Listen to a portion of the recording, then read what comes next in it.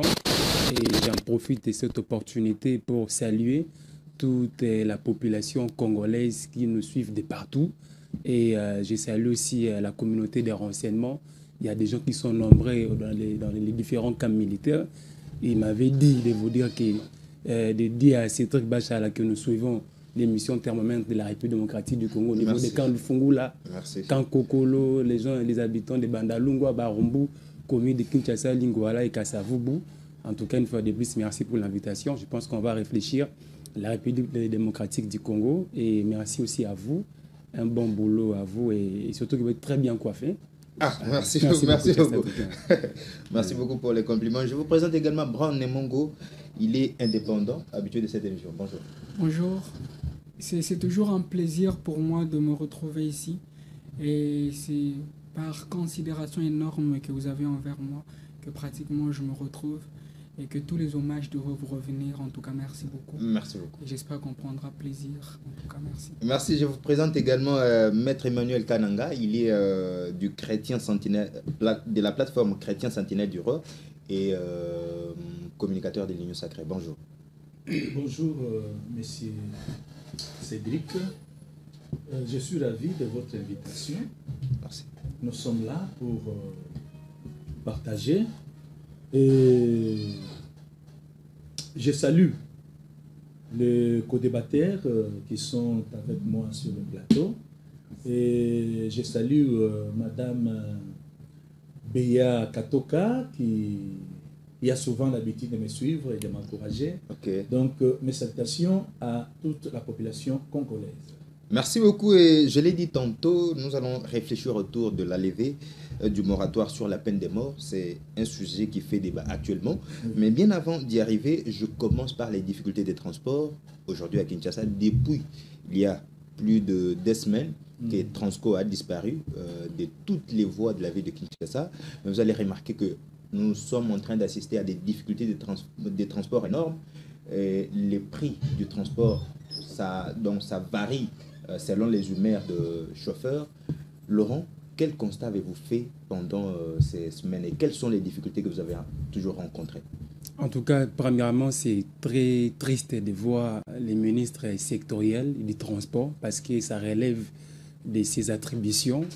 Il faut quand même, j'ai toujours plaidé qu'il y ait vraiment un management efficace et un leadership rayonnant de la part de nos dirigeants parce que vous savez, ces derniers temps, il y a vraiment une canicule qui s'est fait observer dans la ville-province de Kinshasa. Il y a vraiment des chaleurs qui sont infernales. Et excusez-moi de faire une digression, je vais revenir. Je profite de votre micro parce que le lundi de la semaine passée, j'étais ici sur votre procès plateau pour dénoncer ou encore alerter les autorités compétentes conformément à l'impayement des agents de la fonction publique ou de l'État. Et je me suis rendu compte que l'émission Thermomètre de la République est suivie et très regardée par les autorités. Oui, l'intersyndical de la fonction publique, l'INAP, s'était rencontré avec le ministre. Voilà, exactement. Donc c'est depuis le jeudi, après 3 jours après notre émission ici, on avait vraiment discuté. Et le gouvernement fait quelque chose. Nos fonctionnaires ont quand même pu être rémunérés. Ils ont vu quand même leur téléphone être vibré par les messages des différentes banques. Alors, je reviens, j'étais en train de dire ceci, aujourd'hui, le transport est devenu très difficile. Et l'argent est également difficile aussi, parce que nous connaissons très bien la situation politique de notre pays. On venait de passer à un moment électoral, il y a les ministres qui sont là, qui sont en train de gérer les affaires courantes, et tous les esprits sont focalisés sur la formalisation du gouvernement. Mais cela n'empêche pas au ministre des Transports, si je peux citer son nom, mais c'est Marc Ekela qui a assuré l'intérim lors de la disparition du fait Chérébien au Kende. On vous a remplacé, on vous a mis là-bas pour servir la République, mais on ne sent pas vraiment le travail. Pourquoi? Parce qu'il n'y a pas de mécanisme de contrôle. Il n'y a pas de mécanisme de contrôle. L'État a perdu les monopoles ou encore l'autorité en termes de fixation des prix des transports. Donc, les particuliers, nos chauffeurs, ils peuvent se réveiller comme ça. Déjà, tous les matins, on vous dit, descends. Il y a des expressions comme ça, on commence aussi à s'adapter. Le matin, comme ça, vous vous réveillez à 6 heures. Ce matin à Bibois, gare centrale, Bibois plutôt, Sonas, c'est 4 000 francs, 5 000. Ouais, les 4 000 francs, des 400, donc si on dit 400, c'est 4 000 francs. Et parfois, on connaît très bien notre système de fonctionnel de la République démocratique du Congo. Et tu peux aller au travail comme ça, et tu n'as rien, tu dois encore rentrer à la maison, il faut faire les pieds, il faut donner cet argent. En tout cas, s'il vous plaît, les autorités compétentes qui sont en train de nous suivre en ce moment, et là, je vois directement les ministères et les ministres nationaux du transport et puis les ministres provinciaux du transport. En tout cas, il est temps de convoquer une réunion urgente. Prenez des mesures qui s'imposent pour que la population puisse évacuer à leur occupation avec beaucoup de tranquillité au lieu de se plaindre. Aujourd'hui, s'il vous plaît, je vais jeter par là. Plus rapidement. Pour visiter même des familles, c'est devenu très difficile. On commence plus même à utiliser WhatsApp. Pourquoi? Parce que non seulement que le transport est difficile et puis les prix exacerbés, mais aussi il y a aussi les phénomènes d'embouteillage. On ne sait pas si nous sommes en train d'aller où, on ne sait pas si nos autorités sont encore dans une hibernation. Il est temps pour elles de se réveiller pour fixer un prix commun en ce qui concerne les transports en commun, mais en même temps de trouver des mécanismes pour mettre fin au phénomène embouteillage dans la ville-province de Kinshasa. Merci beaucoup Laurent. Je parlais tout à l'heure des difficultés de transport à Kinshasa. Hausse vertigineuse de prix, c'est la question que je pose à Brown et Mongo. Au-delà de la hausse vertigineuse des prix, s'ajoutent également les systèmes ou les phénomènes qu'on appelle demi-terrain. Et c'est devenu régulier au vu et au su de tout le monde. Comment analysez-vous ça? Bon, merci. Contrairement à mon co-débatteur, j'estime que je prendrai une trajectoire qui sera très bien différente. À partir du moment où il est certes vrai que la situation des transports dérange, il est certes vrai que nous sommes tous victimes de cette situation qui pratiquement ne nous arrange pas.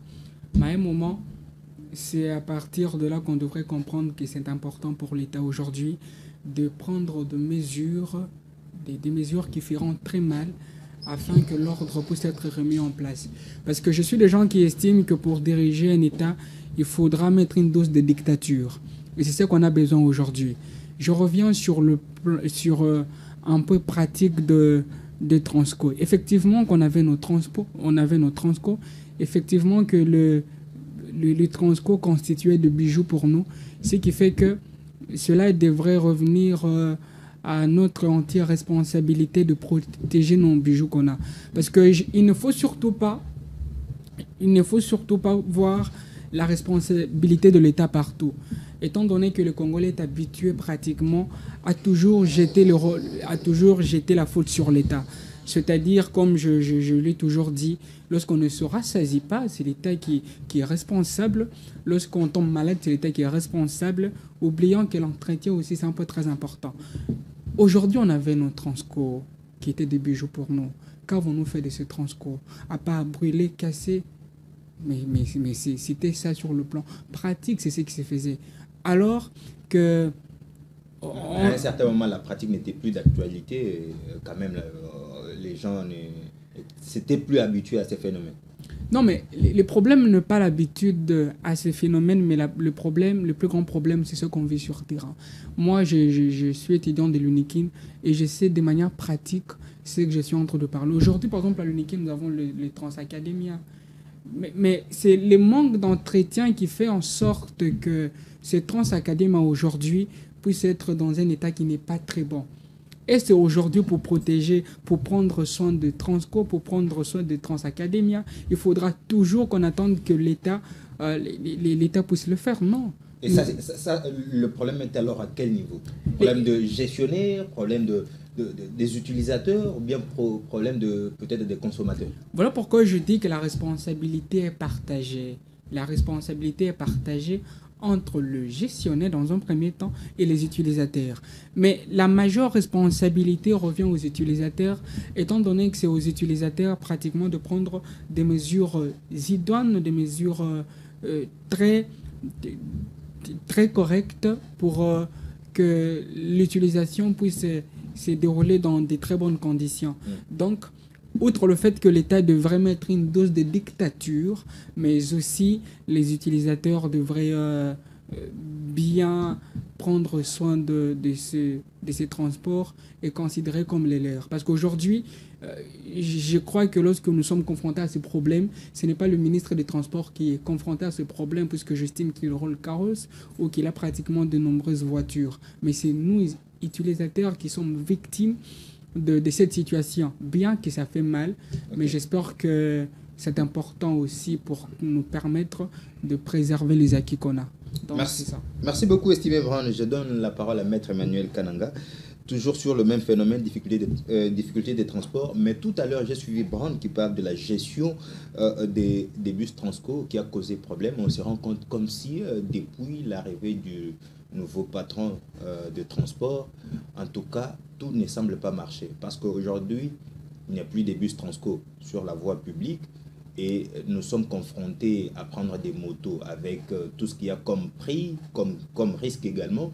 Et aussi les transports des personnels qui, les prix varient selon leurs intentions. Comment analysez-vous cela? Oui, merci beaucoup pour la parole. Avant d'avancer, je devrais un peu dire un mot pour essayer d'embellir ce que mon co-débatteur venait de dire, qu'il fallait mettre beaucoup de dictature. Non, moi je pensais qu'au lieu de parler de dictature, il fallait parler de rigueur qu'est la dictature. Donc, il faut beaucoup de rigueur, hein, émanant aux gestionnaires. Et dire aussi que le bus Transco ne circule pas, je ne trouve pas ça un peu réaliste, puisque le bus Transco circule. Mais on parle ici de Transacademia, par exemple. Mais le Transco pour les transports en commun, en tout cas, c'est un peu compliqué. Oui, vous ne l'avez pas observé il y a quelques semaines? Oui, effectivement, il y a une diminution des nombres de bus qui étaient alignés. On constate que non, il y a une diminution, n'est-ce pas? Alors, la fois passée, j'ai essayé de fouiller. Bon, on a parlé d'une mauvaise gestion de la part des gestionnaires qui avaient une dette. Hein? Une dette, je pense, c'est au niveau des CEP pour que le bus soit ravitaillé de carburant, que ces gens-là percevaient l'argent et ils ne payaient pas, ils ne s'acquittaient pas donc à payer le carburant chez le CEP.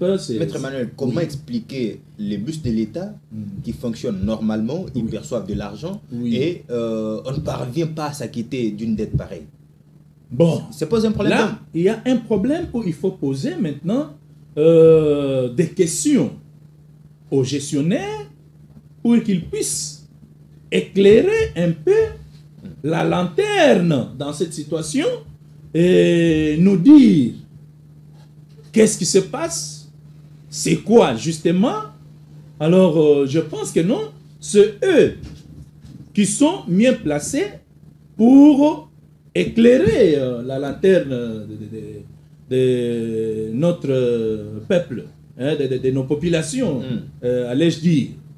Alors, la fois passée, j'ai vu, il y avait les gens qui travaillaient, soi-disant qu'on était en train d'aménager la voie de chemin de fer et qu'on devrait construire encore le chemin de fer pour que les trains puissent être lancés.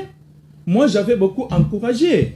Parce que vous voyez que quand le train va commencer à circuler, nous n'allons pas avoir beaucoup de plaintes telles que nous l'avons au moment. Et je pense que non, ça va quand même alléger, avoir quand même allégé la situation pour que le peuple congolais puisse circuler comme d'habitude. Et à cela, nous devons dire que non, on devrait quand même régler la situation concernant le bus de l'État pour que le bus tel que nous l'avons accueilli la fois passée, on voyait tant de bus qui circulaient. Aujourd'hui, on ne sait pas, donc qu'est-ce qui se passe? Ils doivent quand même faire ce qui est nécessaire pour que le bus puisse commencer à circuler librement. Mais par rapport au prix, par rapport au prix qui est fixé tantôt, bon, vous voyez, le secteur privé, il y a beaucoup de désordres qu'on constate ces derniers temps où l'autorité devrait mettre beaucoup, je dis bien beaucoup de rigueur là-dessus pour que ces gens-là puissent revenir quand même à l'ordre. On ne doit pas se réveiller un bon matin, on fixe les prix, chacun comme il veut, et il n'y a pas la rigueur, même pas au niveau de la police, parce que ces gens-là devraient quand même être interpellés, n'est-ce pas? Parce que s'il n'y a pas la rigueur et que chacun se comporte comme il veut, là, nous allons tomber dans l'anarchie. Tandis que nous ne voulons pas tomber dans l'anarchie. Alors c'est là où j'interpelle la police de faire son travail. J'ai dit. Merci beaucoup, Maître Emmanuel Kananga. Je rappelle que vous êtes de l'Union Sacrée. Les débats se poursuivent dans cette émission. Directement, s'il vous plaît, cher Cédric, toujours dans les dossiers rapides, quelques secondes. Voilà. Ici, nous sommes dans les champs politiques. On doit quand même se dire des vérités en face. Il y a un problème de manque de gestion au niveau des ministères des Transports. En tout cas, les ministères et les ministères du Transport, ou encore les ministres du Transport national et provincial, ils sont en train de faire souffrir la population. Pourquoi? Parce que leur leadership, leur management n'est pas efficace. Ils ont été placés à la tête du ministère du Transport pour trouver des solutions des problèmes pareils. En dehors, parce que j'ai aimé, Maître Kananga a dit il faut qu'il y ait un suivi. C'est l'élément important. Au-delà de la rigueur, il faut qu'il y ait aussi un suivi. Parce que l'année passée, je me rappelle, je crois, c'est le gouvernorat de la ville-province de Kinshasa avait publié ou rendu public un document qui fixait les prix selon les tronçons. Mais les jours suivants déjà, ces chauffeurs-là et autres, ils n'ont même pas respecté cela. Qu'est-ce que les autorités ont fait? Alors, comme nous sommes dans le champ politique, il revient aux politiques d'imposer, parfois d'agir, moi je peux utiliser les termes de la coercition. Parce que dans la rigueur, lorsque les citoyens n'arrivent pas à respecter ou appliquer fidèlement les dispositions de la République, il faut les contraindre à les exécuter pour l'intérêt commun ou encore de la nation. Ça, c'est très important. Okay. Voilà, c'est l'élément que je voulais ajouter. Merci beaucoup et nous sommes en train de poursuivre cette émission. Je l'ai dit, les thèmes qui vont nous animer, levée du moratoire sur la peine de mort, les sujets fait débat, on se pose la question parce que déjà ça fait réagir beaucoup de personnes au sein de la classe politique, au sein de la classe sociale. Alors autour de cette question, je vous donne d'abord la parole, Brown et Mongo. Sur cette question, j'ai suivi les cardinals Fridolin Mbongo sur la chaîne KTO. Lever du moratoire sur l'exécution de la peine de mort, c'est un pas en arrière. Je ne trouve pas qu'un gouvernement vraiment responsable puisse lever une telle option pour punir les gens qu'on appellerait des traîtres. Et le cardinal Fridolin Mbongo enchaîne même pour dire que ce sont ceux qui sont au gouvernement qui sont des traîtres. Comment analysez-vous cela? Bon, merci en tout cas, merci. Mais avant tout, je voudrais dire qu'en tant que défenseur de valeurs républicaines et constitutionnelles, je soutiens fermement la levée du moratoire sur la peine de mort, ce qui fait que pratiquement je vais aux antipodes de la sortie médiatique du cardinal. Parce que je rappelle que dans un premier temps, avant de s'opposer à la levée du moratoire, il faudra se rappeler de ces personnes qui meurent à l'Est. Il faudra se rappeler de ces enfants, il faudra se rappeler de ces femmes qui sont violées. Il faudra se rappeler de toutes ces personnes avant pratiquement de donner un avis contraire sur la levée du moratoire. Ce qui revient à dire que je soutiens cette levée du moratoire. Voilà pourquoi je reviens sur la trahison. À partir du moment où la trahison, c'est un acte d'une gravité extrême qui met en péril la gravité, qui met en péril la gravité ou le fonctionnement d'un État. Et puisque c'est le fonctionnement d'un État qui est mis en cause, puisque c'est le fonctionnement d'un État qui est mis en danger, ce qui fait que la trahison fait de victimes. Et que la trahison, pratiquement, est d'origine de nationaux, c'est-à-dire que ce sont les personnes qui appartiennent ou qui sont liées à un État par la nationalité qui sont victimes ou qui sont pratiquement considérés comme auteurs de trahison. Le traître, c'est qui? Le traître, c'est la personne qui va en guerre contre son État. Prenons l'exemple de Corneille Nangaa, bien sûr, qui a rejoint le M23 avec comme objectif de tuer les Congolais comme lui, avec comme objectif de tuer ses propres frères. Et face à cette situation pareille, voudriez-vous vraiment qu'on ressente de la pitié? Donc, vous voulez me faire comprendre que la vie de traître est plus importante que le vie de ces personnes-là qui meurent à l'Est. À suivre religieusement le cardinal Fridolin Ambongo, c'est comme si, quand il parle des traîtres qui sont aussi au gouvernement, n'est-ce pas peut-être les gens qui détournent, qui hier ont détourné, aujourd'hui ils sont sollicités ils sont consultés pour entrer au prochain gouvernement, ils ont été associés à la gestion de la res publique, mais hier c'était des détourneurs, c'était qualifiés de tous les péchés d'Israël. Voilà pourquoi je reviens sur la substance du concept trahison. Étant donné que je rappelle que nous sommes dans un état de droit, c'est ce qu'on nous dit tous les jours. Voilà pourquoi c'est important pour nous de concilier le concept avec le vécu actuel. Je comprends le cardinal, c'est un homme religieux qui peut pratiquement donner le sens de mots selon qu'il entend parler, alors que la trahison de son origine, c'est le fait pour un Congolais, parce que nous sommes en République démocratique du Congo, c'est le fait pour un Congolais de mettre en péril le fonctionnement de son pays. C'est le fait pour les Congolais de mettre en danger le fonctionnement de son État. Et le traître, c'est qui? Le traître, aujourd'hui, ce sont des personnes qui collaborent avec les M23. Les traîtres aujourd'hui, ce sont des personnes qui ont pris les armes contre la nation. Les traîtres aujourd'hui sont des personnes qui sont à l'origine de nombreuses souffrances à l'est du pays.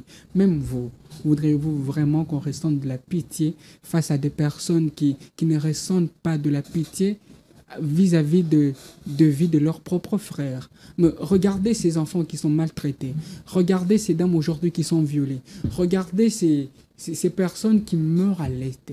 Voudriez-vous vraiment qu'on ressente une pitié à l'égard de ces personnes? Donc la levée du moratoire est à mon avis très légitime et j'espère que s'il faudra aller plus loin pour sévir ces personnes, il faut encore prendre des mesures. Okay. J'espère que si on punissait encore de personnes après leur mort, il faut encore le faire.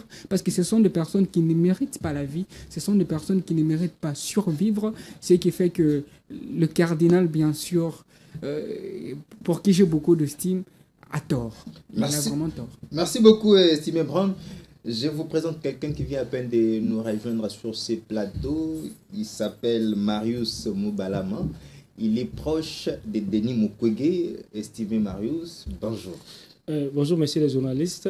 Bonjour à mes co-débatteurs sur le plateau.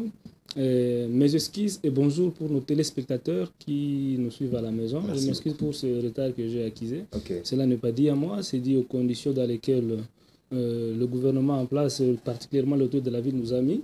Il n'y a pas de transport en ville. On venait de parler de ce sujet ici. Voilà. C'est de la responsabilité totale du pouvoir, de l'hôtel de ville et du gouvernement qui, à la base, ils entrent au pouvoir sans plan de gouvernance. Et c'est ça, aujourd'hui, les conséquences sont là. Il n'y a pas de transport en ville. Pour se déplacer d'une distance de 10 minutes, il faut débourser 5 000 sur quel revenu que nous avons. Et s'il faut sortir chaque jour, vous comprendrez par là que c'est purement compliqué. Par rapport à cette question, je viens de suivre M. Brown, Maître Brown, un garçon que j'estime intelligent. Mais là, je comprends qu'il n'a pas utilisé son intelligence, mais beaucoup plus les sentiments, beaucoup plus le cœur. Et je l'appelle à revenir à la raison, disait de son intelligence. J'ai suivi son intervention la fois passée, où il a donné une bonne proposition par rapport à la Cour constitutionnelle, de créer, à côté de la chambre, de créer une chambre d'appel. Pour ça, je salue, je vous en félicite pour cette réflexion-là. Mais pour aujourd'hui, mon cher, vous êtes à côté.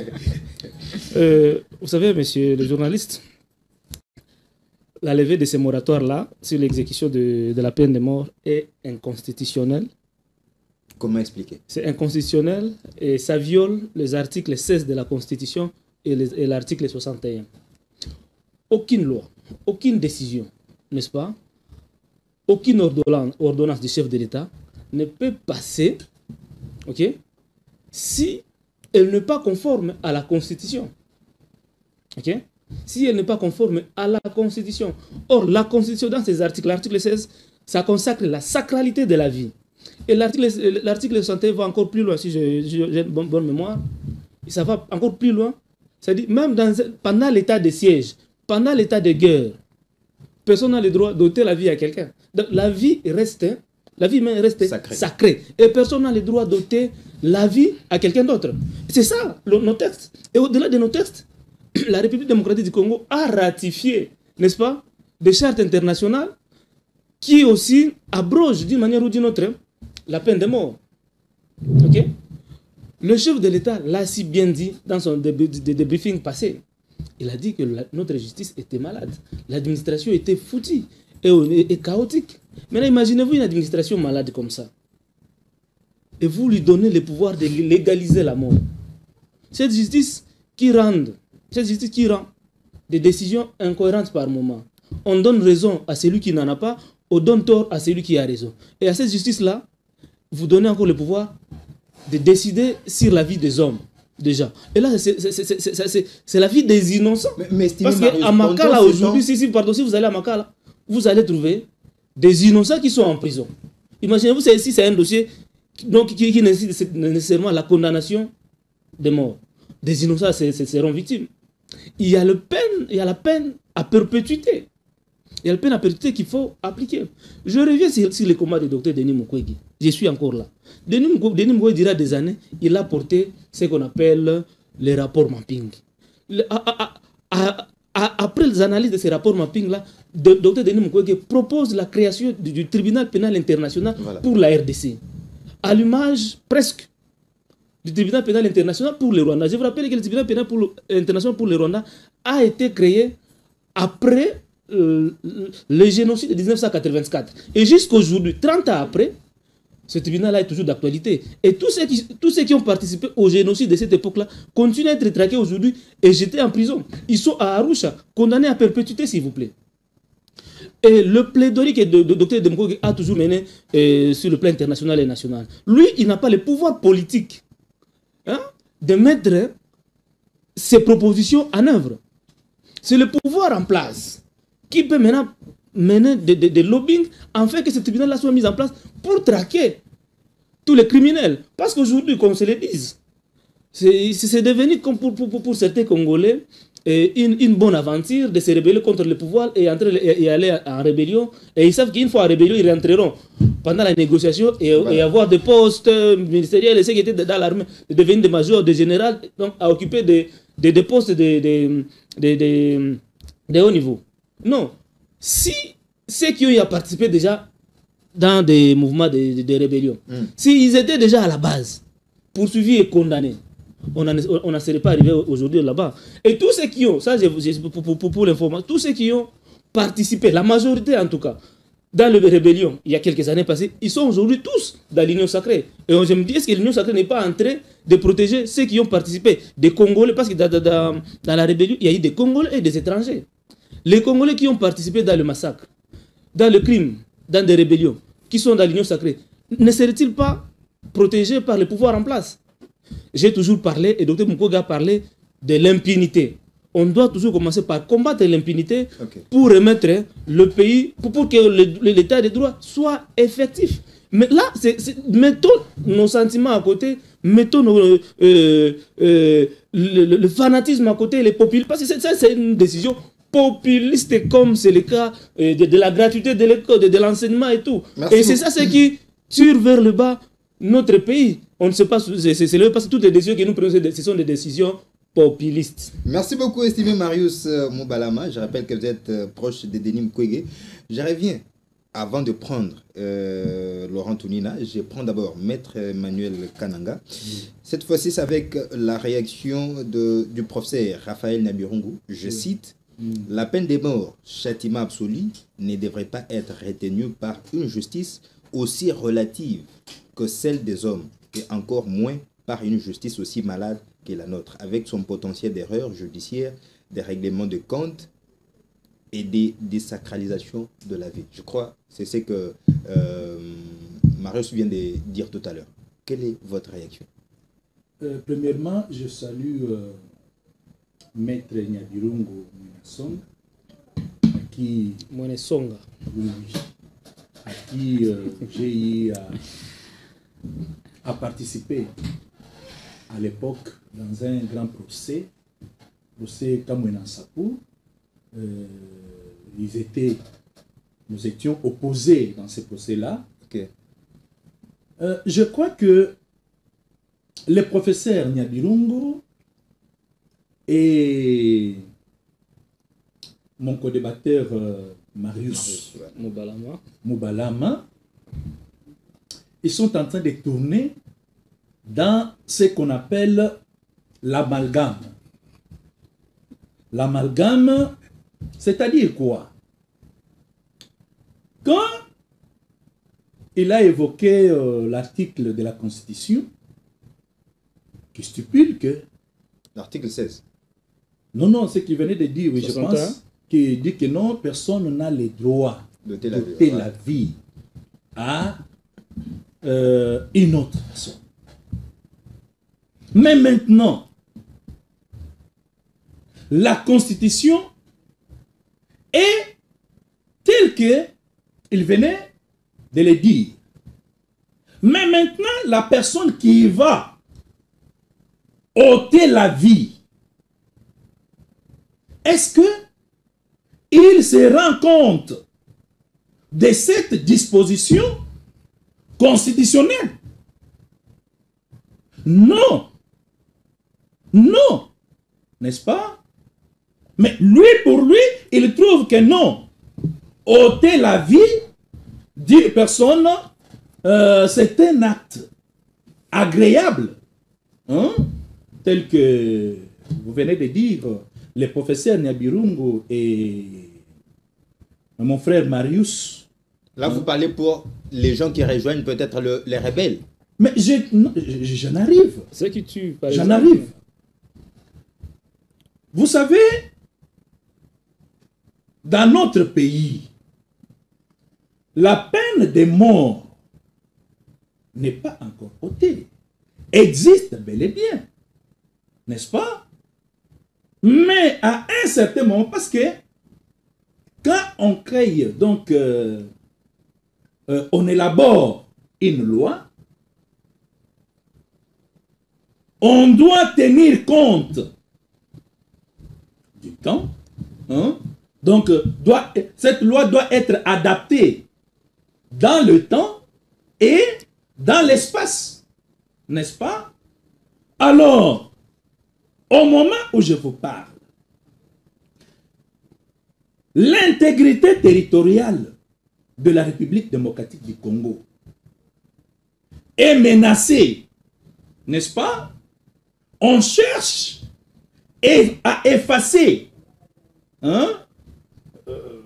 la République démocratique du Congo par certaines personnes mal intentionnées, qui pour eux, ils ont adopté une politique de percevoir l'argent qui vient, je ne sais pas où, peut-être, je ne sais pas si mon frère Marius, d'autres là, ils savent comment cet argent-là entre dans notre pays pour corrompre nos militaires et céder la République démocratique du Congo entre les mains de personnes mal intentionnées.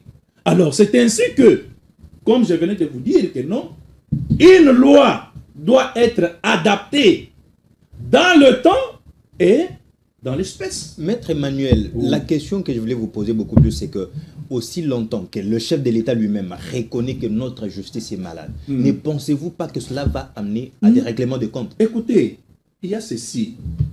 Il y a ceci. L'œuvre humaine n'a jamais été parfaite. N'est-ce pas? Toute œuvre humaine n'a jamais été parfaite.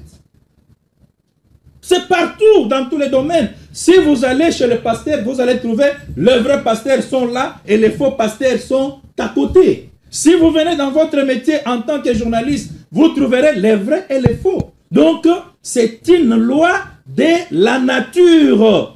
C'est une loi de la nature. Alors, dire que non, on doit sacrifier ces pays, effacer la carte de la République démocratique du Congo, là, je m'inscris en faux. Donc, ils sont en train de tourner dans ce que moi j'appelle l'amalgame, c'est-à-dire, ils disent une chose et le contraire. Merci beaucoup, Maître Emmanuel Kananga. Je rappelle que vous êtes du chrétien, sentinelle du roi et communicateur de l'Union sacrée. Laurent Tounina, sur cette question, je voudrais bien estimer, Marius, je crois que vous avez certainement quelque chose à ajouter là-dessus, mais permettez-moi de donner d'abord la parole à Laurent Tounina. Toutes ces réactions de Fridolin Mbongo, du professeur Nabirungu, mais on se pose le problème. Ne pensez-vous pas que cette thèse avancée par ces deux personnalités a quand même sa raison d'être? Parce que notre justice est malade, le chef de l'État lui-même reconnaît presque partout. Et ne pensez-vous pas que cela va amener les gens à des règlements de comptes qui vont peut-être effondrer aussi l'avenir du pays? Bon, merci beaucoup pour le droit verbal, cher Cédric. Vous savez, dans la vie, ce qui est important aussi, c'est lorsque vous prenez une décision et après les réactions des différentes personnes, il faut parfois aussi savoir aussi à se ressaisir. Pourquoi je dis ça? Parce que je n'oublie pas les contextes dans lesquels la RDC est en train de traverser dans sa partie Est.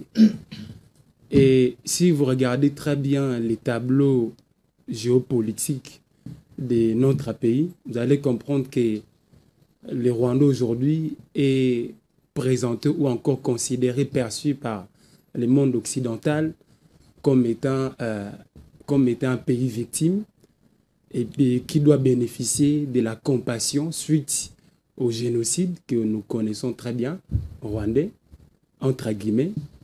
Et là, dans une posture politologique et herméneutique, le président Paul Kagame est perçu ou considéré comme une personne qu'on doit protéger. Donc quand je parle du président Kagame, je vois les pays qu'il gouverne. Alors de l'autre côté, toujours dans la liste herméneutique politologique, vous allez comprendre que la RDC est considérée comme étant un lieu ou un cadre où on doit construire ce qu'on appelle la production, on doit produire l'insécurité dans sa partie Est et en même temps programmer les pillages de nos ressources. Alors le président de la République, lorsqu'il entre, il accède au pouvoir, sa magistrature suprême, il a commencé à mettre sur place une politique pour décourager les militaires qui collaborent avec les mouvements rebelles ou encore nos militaires qui sont utilisés par des puissances étrangères en vue de déranger l'intégrité territoriale de la République démocratique du Congo. Mais malgré cela, pour le président de la République avec son état-major politique, ils estiment que le mécanisme ou la mesure prise n'est pas du tout vraiment efficace. Alors c'est pour cette raison ils ont eu à revisiter des textes qui existent. En revisitant les textes, ils ont compris que la peine de mort existait bel et bien en RDC, mais lorsque Mouzé et puis les Kabila sont arrivés vers les années 2003, ils ont signé, bien, ils ont suspendu à un moment de ce que nous appelons les moratoires. Alors, vu le contexte actuel, le président de la République estime qu'on peut activer la peine de mort, question de décourager les traîtres. Maintenant, pour moi, je pense que en ce net moment ici, activer la peine de mort, aussi longtemps qu'on sait que notre justice a encore des problèmes, du point de vue pratique et du point de vue en ce qui concerne les prises de décision, je pense qu'il fallait d'abord, avant d'activer la peine de mort, travailler d'abord très bien l'appareil judiciaire, travailler d'abord très bien les cerveaux des personnels. Comme il l'a fait pour l'armée. Comme il l'a fait pour l'armée, voilà. Il fallait d'abord les préparer. Il fallait, moi je pense qu'il fallait les bomotologiser. Vous comprenez? Je pense que c'est là où se trouve la crainte de mon frère Marius. Voilà. Nos juristes et puis nos hommes de droit, ils ne sont pas encore préparés et surtout qu'on sait, et actuellement, parfois, il y a des erreurs en ce qui concerne les différents arrêts ou les différentes décisions. C'est là où se trouve la crainte. Et en tant qu'analyste politique, je pense que ça, c'est une question aussi qui relève des services de renseignement. Parce que je l'ai toujours dit ici, partout, je pense que le service de renseignement, c'est une stratégie qu'un État dispose. Il y a aussi plusieurs façons, en dehors des dispositions juridiques, il y a aussi des mécanismes politiques où on peut équiper, outiller, faire un très bon recrutement et alimenter notre service de renseignement dans sa structure qu'on appelle la technostratégie, qui est un cadre où on trouve des spécialistes dans plusieurs domaines qui évoluent dans les services de renseignement. Ils sont là pour faire la veille stratégique qui consiste à analyser les situations et à transformer ces situations-là d'analyse en solutions et les donner aux autorités compétentes pour les permettre de prendre une solution ou une décision qui permettra à la République démocratique du Congo d'avoir ou d'être dans une position de force. Ça, c'est un. Et puis, de deux aussi, activer aussi les leviers de notre espionnage, de contre-espionnage. Alors, il faut les équiper également. Il faut travailler systématiquement sur ça parce que les dysfonctionnements qui existent aujourd'hui entre la RDC et le Rwanda, c'est une guerre de renseignement. Ce sont les plus rapides qui vont gagner. Okay. Donc, merci beaucoup Laurent Tounina, estimé Marius. Une question que je voulais vous poser, c'est que aujourd'hui, vous avez évoqué un article qui parle de la vie humaine qui est sacrée, mais aujourd'hui, avoir ces personnes, on prend les cas de Koulouna par exemple, qui se permettent de prendre la machette, ôter la vie à nos mamans qui sortent à 4 heures, nos jeunes qui cherchent déjà quelque chose pendant la journée, ils acceptent d'ôter la vie à ces personnes-là. Et maintenant que cette mesure est prise, qui n'est pas saluée par tout le monde, ne pensez-vous pas qu'à un certain moment, c'est pour décourager la pratique? Ça, c'est une question. Et une deuxième question. Au moment où vous avez trouvé que cette mesure n'est pas salvatrice, que proposez-vous principalement au gouvernement congolais, peut-être aux acteurs du gouvernement, aux autorités, qu'on peut appliquer au-delà de ce qu'ils ont pris comme mesure? Merci beaucoup pour ces différentes questions, messieurs les journalistes. Je prends d'abord l'aspect administratif, le contexte administratif dans lequel cette décision est prise, ou bien ce moratoire sur la peine de mort élevée. Nous sommes dans quel contexte aujourd'hui? Est-ce que nous avons un gouvernement aujourd'hui? Imaginez-vous un gouvernement démissionnaire qui expédie les affaires courantes. À quel pouvoir pour prendre une décision aussi importante que celui d'élever le moratoire sur la peine de mort? On n'a pas un gouvernement. Les ministres qui sont en place aujourd'hui, ils n'ont pas le pouvoir, ils n'ont pas de signataires pour prendre des décisions aussi importantes. Vous voyez? par rapport aussi pour revenir à la question que vous avez posée là-bas. Ici, maintenant, il est question, selon moi, à la manière dont je vois les choses, de légaliser la criminalité, de légaliser la cruauté. Vous voyez ça? Un Koulouna qui sort avec sa machette, il attaque une maman qui est sortie à 5h du matin pour aller chercher de pain et la dame meurt. Ça, c'est dans l'informel. C'est à la justice de récupérer les dossiers de ces Koulouna-là et de les juger conformément à la loi et de lui appliquer, n'est-ce pas, une loi proportionnelle à ce qu'il a subi. Et aujourd'hui, il y a la condamnation à perpétuité. Devant moi, il y a des magistrats, il y a des juristes, des avocats, des professions. Une peine à perpétuité, ça veut dire que vous êtes condamné à... C'est comme si vous êtes condamné à mort, mais on ne vous exécute pas. Mais vous êtes appelé à passer toute votre vie dans la prison. Mais notre appareil judiciaire, elle est ce qu'elle est aujourd'hui. Combien de prisons que le gouvernement actuel a réhabilité? Combien de prisons que le gouvernement actuel a construit? Vous voyez, la prison que nous avons de Makala a été construite pendant que Kinshasa n'avait que 250 000 habitants. Vous voyez, aujourd'hui, nous sommes à plus de 12 millions d'habitants. Nous n'avons que la prison de Makala. C'est un problème. Alors que, au vu de la croissance géographique de la population, on devrait avoir peut-être ajouter 3 ou 4 autres prisons dans la ville-province de Kinshasa.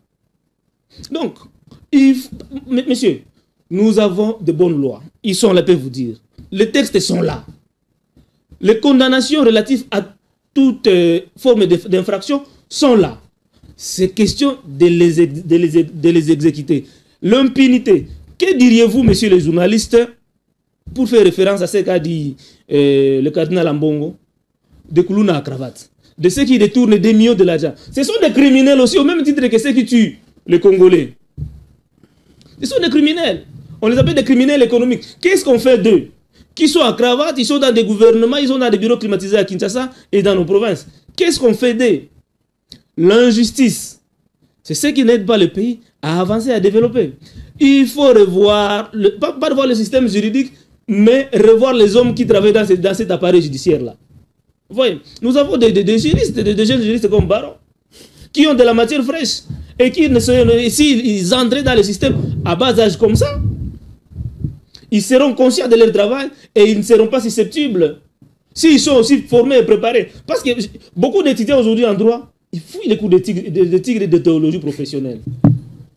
Et pas seulement en droit, mais dans toutes les facultés. Les cours d'éthique, c'est le cadet des soucis de tous les étudiants. Personne ne peut pas participer à ces cours-là. Mais je pense qu'avant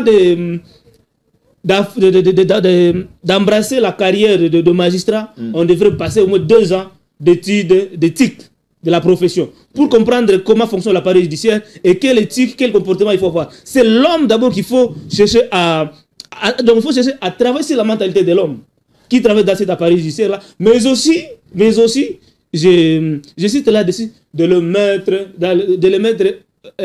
comment on dit ça, à l'abri de tout besoin. Et là, il y a beaucoup d'aspects qui entrent en jeu. Les infrastructures de base. Parce que vous n'allez pas prendre un jeune juriste qui a des enfants, qui étudie à Kinshasa dans de bonnes conditions, et l'envoyer à Kabeya Kamanda au fond là-bas, où il n'y a pas d'école, où ils n'ont pas d'eau potable, et il a accepté d'aller là-bas. Vous n'allez pas prendre un jeune. Mais ce problème est en train d'être réglé avec les projets 145 territoires. Monsieur, je vous dis déjà que le projet 145 des territoires, on n'est pas en train de voir les effets. On devait déjà commencer à sentir les effets. Déjà, par exemple, à Kinshasa, on devait voir déjà le produit alimentaire à remplir le marché de Kinshasa. Parce que les Congolais travaillent. Ceux qui disent que les Congolais ne travaillent pas, ils sont de menteurs. Dans nos villages, les gens travaillent. Mais ils ne savent pas comment évacuer leurs produits. Pourquoi? Parce que les infrastructures n'y sont pas. Il n'y a pas de route. Et du coup, on ne sait pas.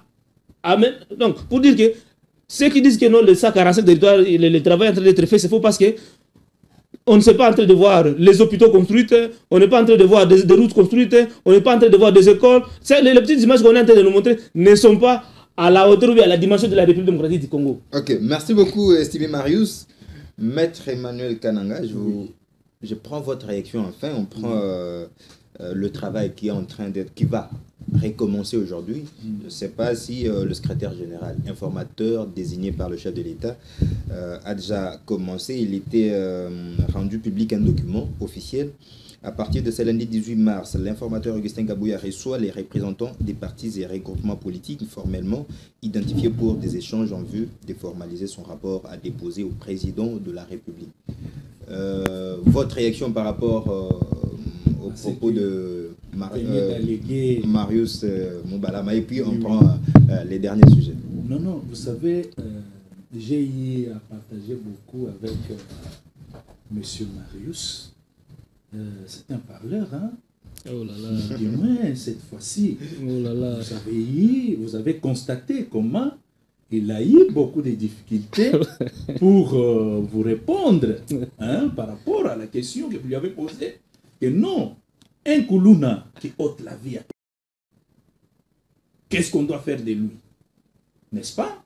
Vous avez vu comment il a beaucoup souffert pour vous donner une réponse claire et nette, n'est-ce pas? Je ne sais pas si M. Marius se rappelle encore de Ben Laden.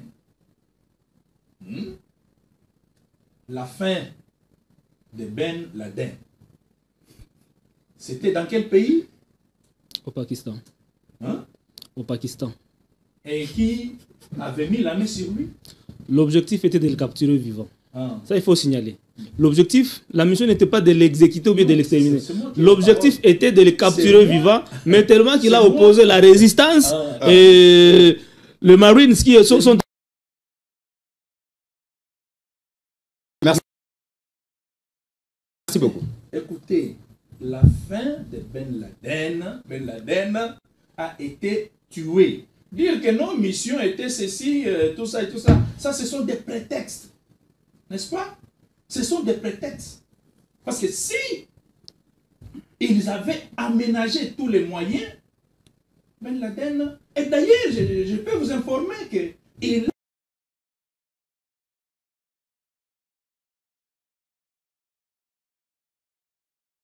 ici, sur la terre, l'œuvre humaine n'a jamais été parfaite.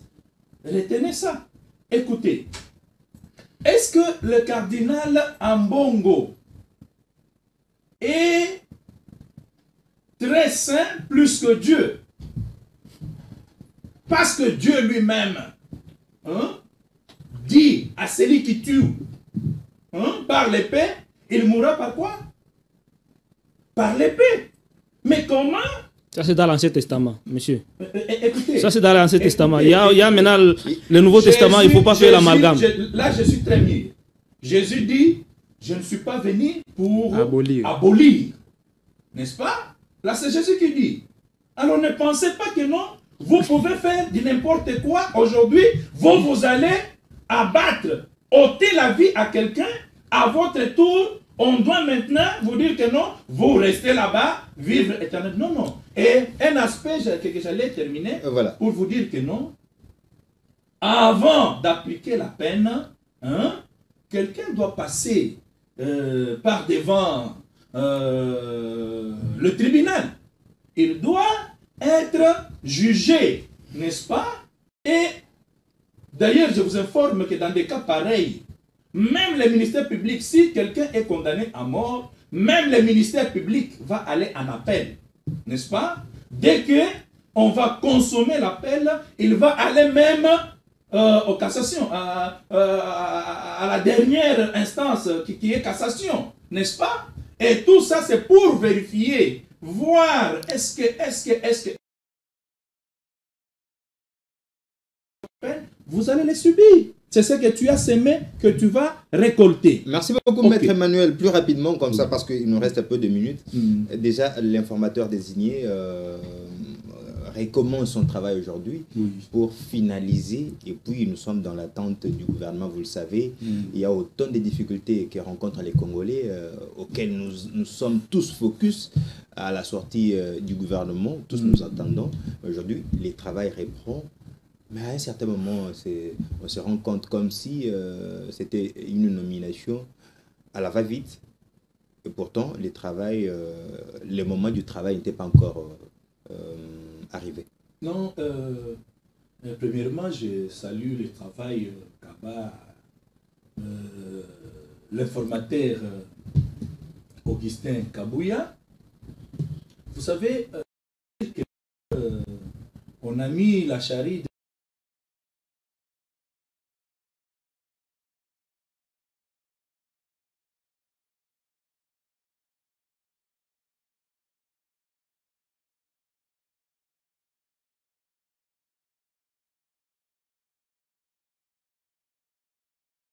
travailler. Alors, ce qui restait était pour finaliser son rapport.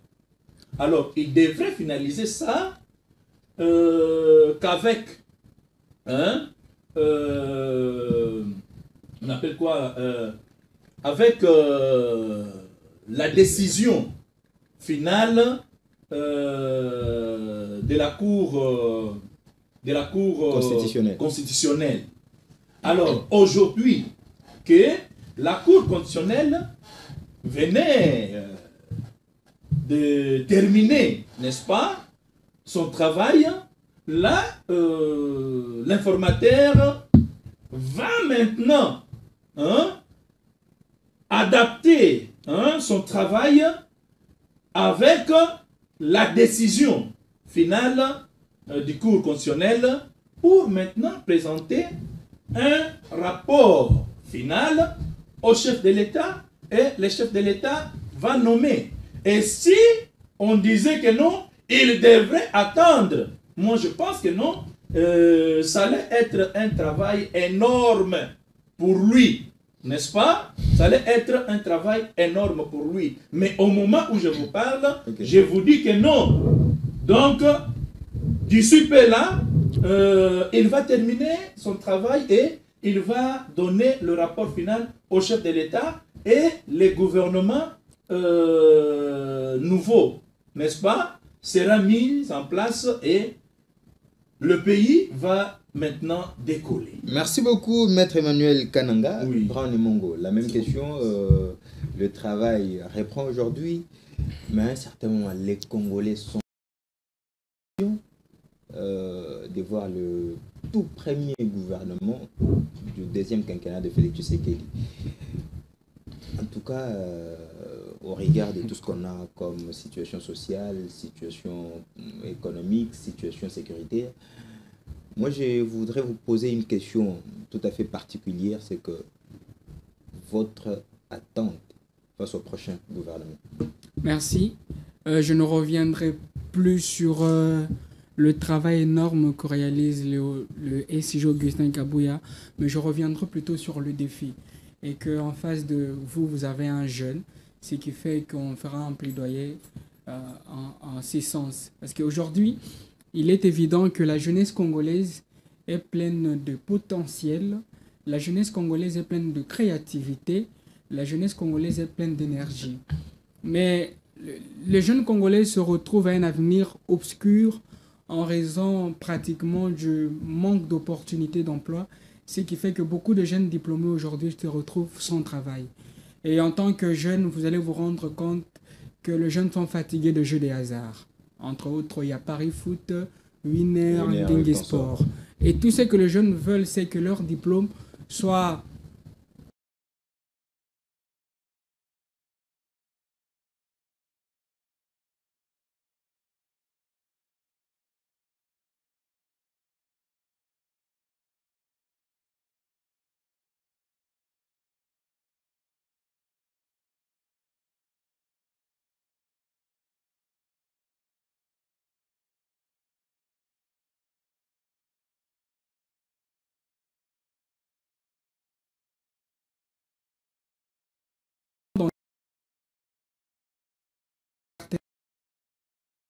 il est évident que quand il s'agit de recruter pour rejoindre la police, pour rejoindre l'armée, c'est là pratiquement que les communiqués passent à la RTNC. Mais lorsqu'il s'agit de rejoindre les entreprises publiques, cela se fait de manière très occulte et ça, on n'en peut plus. Et qu'on ne veut plus aussi que l'appartenance à un parti politique puisse être puisse être la seule règle ou le seul principe pour gagner un emploi. Parce qu'il est évident aujourd'hui que la compétence n'a plus beaucoup d'importance et que seule l'appartenance à un parti politique suffit pour se retrouver. Tout ça, on n'en peut plus. Et que puisque le président de la République est l'ami de jeunes, puisque le président de la République croit à cette jeunesse, voilà pourquoi j'estime qu'il fournira un effort de faire de la création d'emplois sa priorité lors de ses mandats. Et qu'aussi, si le président de la République fournira aussi un effort de soutenir le Fonds national d'entrepreneuriat de jeunes, dirigé par M. Joseph Mukendi, tout en soutenant les initiatives locales. C'est de cette manière-là que je crois qu'on réalisera les défis énormes. Puisqu'aujourd'hui, il est évident, comme je le rappelais, que la jeunesse congolaise est assimilée à la distraction. Il y a l'affaire 15 000 francs qui fait ravage, il y a TikTok qui fait ravage. Donc, au regard de tout ça, je crois que la construction d'un avenir meilleur, la construction d'un Congo fort, d'un Congo inclusif, passera effectivement par la création d'emplois de jeunes.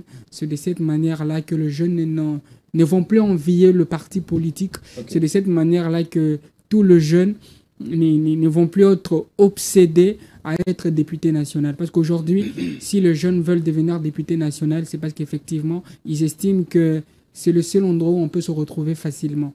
Mais si on crée d'emplois, on donne encore beaucoup d'opportunités, vous allez vous rendre compte que les jeunes vont se désintéresser de cela. Donc, c'est ça la réponse à votre question. Merci beaucoup, Brown et Mongo. Je rappelle que vous êtes indépendant. Je donne la parole à Laurent Tonina. Formation du gouvernement, les attentes, c'est encore plusieurs. On se pose la question face aux défis majeurs dans les domaines de sécurité, dans les domaines économiques, dans les domaines sociaux. Quels sont réellement les défis majeurs que peut rapidement affronter le prochain gouvernement? En tout cas, il y a plusieurs chantiers et je pense que le président de la République on sait quelque part. Et comme il est réélu, il sait là où il va commencer. Mais avant toute chose, regardant, en observant de près la vision politique du président de la République, il tient vraiment au rétablissement de la paix dans la partie est de la République démocratique du Congo, parce qu'il veut vraiment en finir. Et c'est pour cette raison, vous voyez, ces différents mouvements diplomatiques et qui aujourd'hui payent d'une manière ou d'une autre. Et aujourd'hui, M. Charles Onana, à travers son ouvrage Holocauste du Congo, et je crois qu'il est ici à Kinshasa en train d'animer des conférences et il va continuer encore son voyage dans les différents pays africains, voire même en Europe, pour essayer de mettre noir sur blanc les complots ou encore une politique de la destruction qui est programmée depuis des années. Et ça a quand même payé d'une manière ou d'une autre, parce que beaucoup de gens disent que du point de vue diplomatique, en tout cas, ça n'a pas payé, mais déjà mobiliser un scientifique comme Onana, c'est déjà une bonne chose. Et en ce qui concerne la formalisation du gouvernement, je pense que le président de la République doit avoir un premier ministre manager. Et tous ceux-là qui seront nommés comme des ministres, ils doivent intégrer dans leur cerveau qu'ils sont des serviteurs de la République. Ils ne sont pas venus pour faire saigner la caisse de l'État.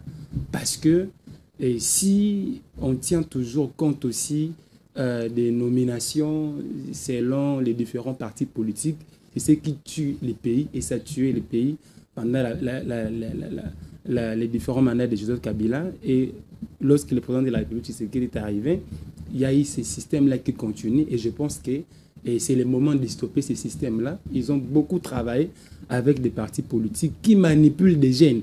C'est quand il y a des sorties, il y a des conférences, on réunit des jeunes, on donne des polos, un peu d'argent. Mais lorsqu'il s'agit de nommer, s'il faut prendre des jeunes, ils prennent que des jeunes des jeunes qui sont membres de leur propre famille biologique. Alors, c'est ça, ce sont des pratiques que nous décourageons et nous dénonçons ici. On décrit, en tout cas nous condamnons ça avec la dernière énergie. Et vous verrez, vous remarquerez que les gens là qu'ils ramassent dans leur famille, ce sont des gens qui ne sont même pas compétents. Et ils prennent des décisions qui freinent même le progrès de la République. Le président de la République peut aussi tourner vers des entrepreneurs. Donc moi, je vais parler beaucoup plus de l'entrepreneuriat, l'agriculture, parce qu'aujourd'hui, il faut miser sur la création d'emplois.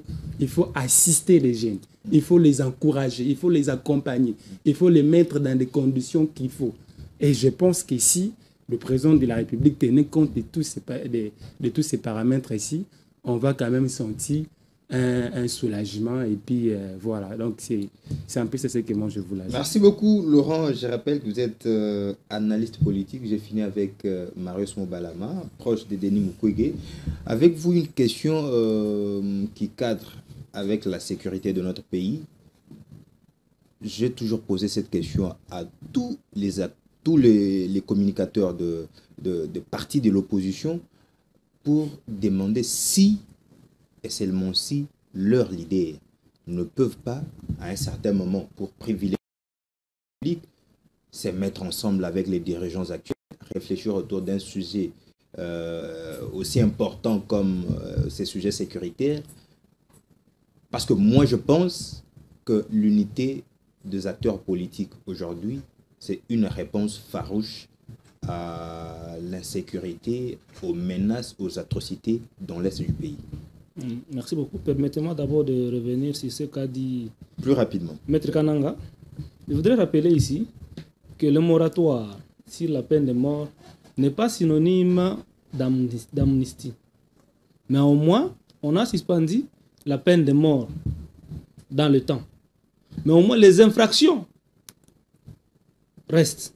Ça veut dire que si on avait une justice organisée, on devrait poursuivre tous ceux qui ont participé à des crimes économiques ou des crimes de violation des droits de l'homme et consorts et les condamner, les juger. On a suivi un procès pédagogique ici avec Monga Tchoutou qui était accusé d'être en mèche avec le Rwanda et les rébellions. Il est condamné. Il est condamné.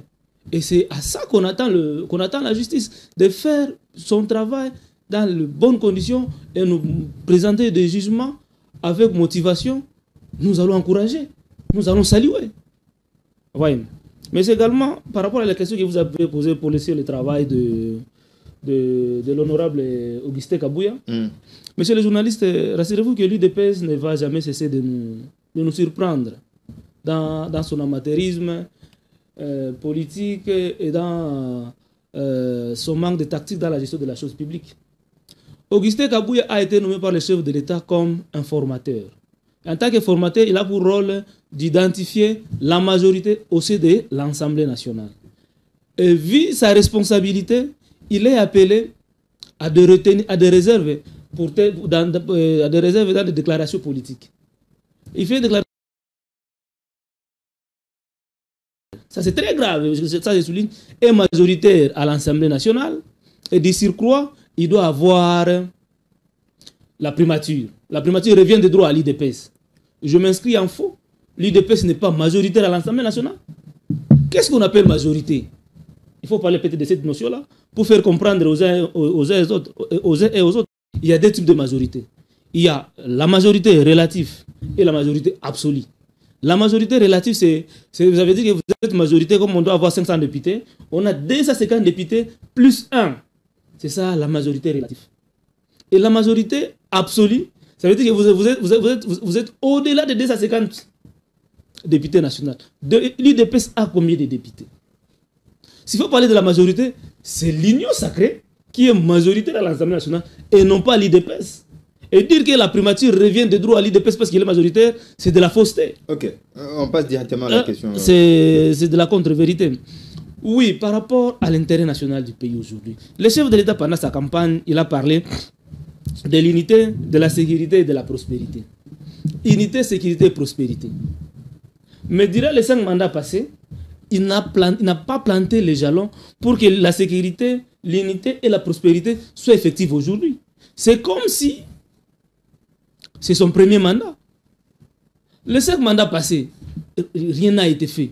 Il était là, en fait, la majorité était là, en train d'accuser l'Union sacrée, en train d'accuser Covid, comme si c'est seulement la RDC qui a connu le fléau de Covid, pour n'avoir pas travaillé, pour n'avoir pas pour n'avoir pas fait, pour ne pas rencontrer les déshydratats des Congolais. Vous voyez? Le président de la République aura toujours du mal à gouverner le pays parce qu'à l'Assemblée nationale, il y a déjà des guéguerres au sein de sa famille. Quant à ceux qui sont dans l'opposition, ils ont toujours donné des propositions. Ils ont toujours donné des analyses comme le docteur Denis Mukwege. Il a rendu public son plan de paix qui maintenant au tenant du pouvoir de l'approcher et de demander que le docteur Denis Mukwege puisse les expliquer. Mais lui, ou bien demander au docteur Mukwege de dire comment vous aviez fait pour donner la vie, pour redonner la force économique à des populations qui étaient dans la pauvreté. Parce que Denis Mukwege a relevé économiquement des milliers de familles à l'est de la République démocratique du Congo. Il a construit des maisons, il a donné du travail, il a créé des écoles, il a soigné les soins de santé, il en a donné à des populations. Okay. On devrait les rencontrer, l'appeler, une appel patriotique, je vais bien.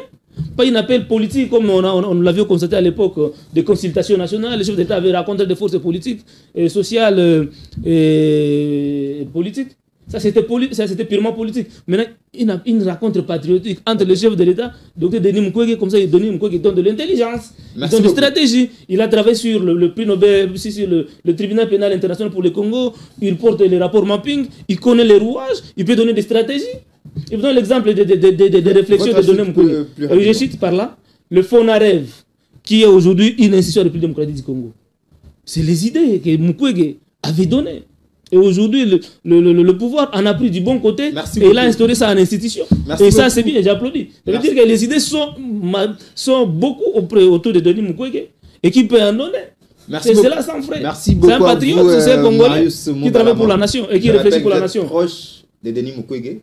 Merci beaucoup. Merci beaucoup à Maître Emmanuel Kananga. Je rappelle que vous êtes communicateur de l'Union Sacrée. J'allais beaucoup rebondir. On va se retrouver prochainement dans la prochaine émission. Merci beaucoup à Brown et Mongo et merci à Laurent Tonina. Okay, merci aussi à ceux qui nous ont suivis depuis le début de cette émission. On se retrouve très prochainement pour un nouveau numéro.